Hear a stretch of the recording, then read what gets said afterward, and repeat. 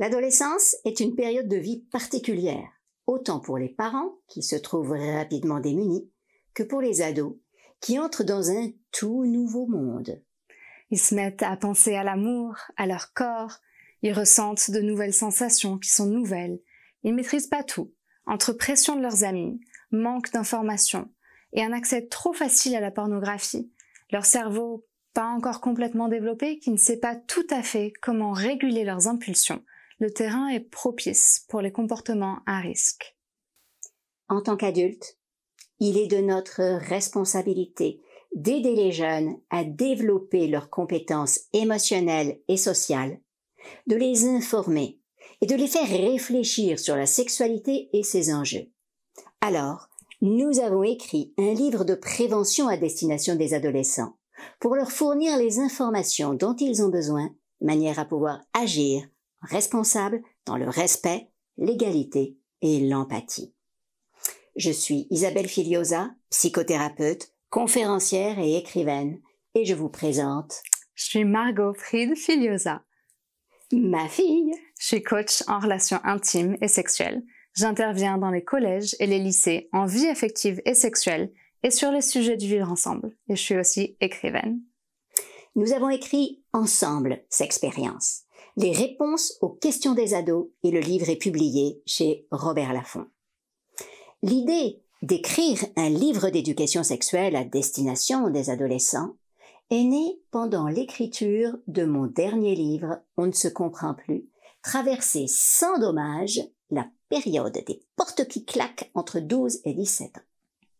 Pour écrire, j'écoute les questions que se posent les parents et je me mets à l'écoute du vécu des enfants, en l'occurrence celui des adolescents. Je me plonge dans leur univers pour saisir leurs émotions, leurs pensées, leur vision du monde. Et là, dans la vie des ados, j'ai été bouleversée par ce que j'ai découvert. Les statistiques étaient tout simplement effarantes. Les témoignages des jeunes filles et des jeunes garçons étaient stupéfiants. La vie sexuelle des adolescents d'aujourd'hui n'avait plus rien à voir avec ce que nous pouvions avoir connu. Oh, nous nous posions les mêmes questions.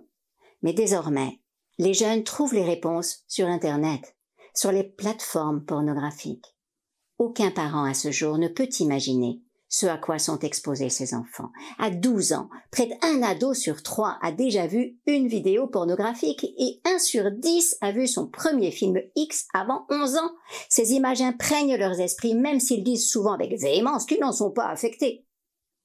Ils sont 22% à avoir tenté au moins une fois de reproduire une pratique ou une scène vue dans un film pornographique. Dans mes interventions en vie affective et sexuelle dans les collèges et les lycées, j'ai pu prendre la pleine mesure de ce que vivaient vraiment les adolescents. Je les vois de la 6e à la terminale et absolument tous avaient beaucoup de questions sur l'amour, la relation à l'autre, le corps, la contraception, le cycle féminin, tout ce qui touche à la sexualité. Et ils n'avaient pas de vraies réponses. Nombre d'entre eux s'en sentaient perdus, voire démunis, et ce dont je me suis rendu compte, c'est que ces questions les stressent beaucoup. J'ai aussi pu observer que les notions de consentement n'étaient pas toujours claires pour tous. D'ailleurs, c'était pas rare que les établissements scolaires nous demandent une intervention à la suite de problèmes d'attouchement, de viol, de fellation en groupe dans les toilettes, si ça arrive, de harcèlement sexuel sur les réseaux sociaux. Les exemples se multiplient. Chacune ayant son expertise de l'enfance, de l'adolescence, des enjeux de la sexualité, nous en sommes arrivés à la même conclusion. Il fallait que les ados puissent trouver de vraies informations et des ressources pour développer une sexualité et une relation à l'autre respectueuse. Il nous semblait presque relever d'une question de santé publique de répondre à ces questions encore trop souvent ignorées parce que taboues dans notre société. S'il est vrai qu'elles mettent souvent mal à l'aise, ne pas en parler ne les fait pas disparaître, bien au contraire. Les comportements à risque émergent lorsque les ados n'ont pas la pleine maîtrise de la situation. C'est quand ils manquent de ressources, qu'ils se laissent embarquer par la pression du groupe, qu'elles cèdent sous l'insistance de son copain, et ainsi de suite. Nous avons écrit ce livre pour fournir aux adolescents les ressources, stratégies relationnelles, compétences sociales et compréhension de la sexualité dont ils ont besoin pour pouvoir rester maîtres des situations auxquelles ils auront, à un moment ou à un autre, à faire face. Ce livre peut permettre aux parents ainsi qu'aux professionnels qui sont en contact avec des adolescents, de mieux comprendre la sexualité des adolescents et les enjeux qui s'y mêlent, et de savoir répondre à leurs questions si jamais ils venaient à en poser. Nous l'avons pensé aussi comme un outil de prévention, un outil que les parents peuvent acheter et laisser traîner quelque part pour que leurs ados puissent s'en emparer et le lire. En tant que parent, on peut hésiter à acheter un livre sur la sexualité à son enfant. Mais il nous faut franchir le pas. Il est inévitable que les enfants grandissent et qu'ils se posent des questions sur le sujet. Ne laissons pas Instagram et les sites pornographiques définir les représentations de la sexualité des adolescents.